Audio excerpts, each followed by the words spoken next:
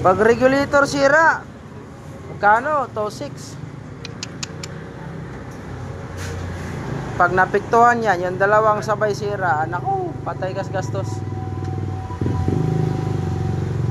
Mag Honda Wave ka na lang. Kasi mahal ang parts nito. Kano yan, Bay? Binta mo na. Kano yung pili mo? Ha? Kano pili mo? Ito magwa ito, gagastos ka. Mababa na kasi market yan. Mababa na. Kaya mo yung binili ko nga, ipay, 15,000 lang. Yung? Yan, akin. Ayun.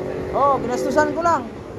Kasi kailangan mo gumastos talaga. Kasi once ang motor na bininta mo, as is where is yan. Pag nasa kamay mo na, pag nasira, gastusan. Tulad noon, binili ko, gastusan ko para tumino. Yung iba kasi mga buyer sa akin, pag bumili, nagamit na 1 linggo, pag mayroong naramdaman, ang daming sinasabi, kaya ibalik yung motor. Di naintindihan yung as is where is. Nasa kamay mo ng motor, alam mong surplus binili mo, obligado ka gagastos. Hindi mo isisi doon sa nagbinta. Ganun ang kalawak natin pag-iisip natin. Ganito, ibenta mo ng 20 mil, as is where is. Hindi ko na ibalik sa yung motor. Ako na maggastos sa motor mo para tumino. Tapos ibenta ko rin. Ganun lang tayo. Buy and sell tayo eh. Ikaw, pag-isipan mo, kaya ibenta mo yan. Kaso lang, mababa na kasi value yun. Dalawang sira, magsabay, stator, regulator.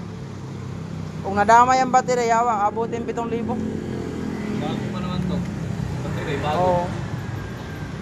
Okay lang kasi ang nangyari, hindi rin siya mapektuhan yung battery dahil hindi siya nagcha-charge. So hindi siya napektuhan. Yung dalawa.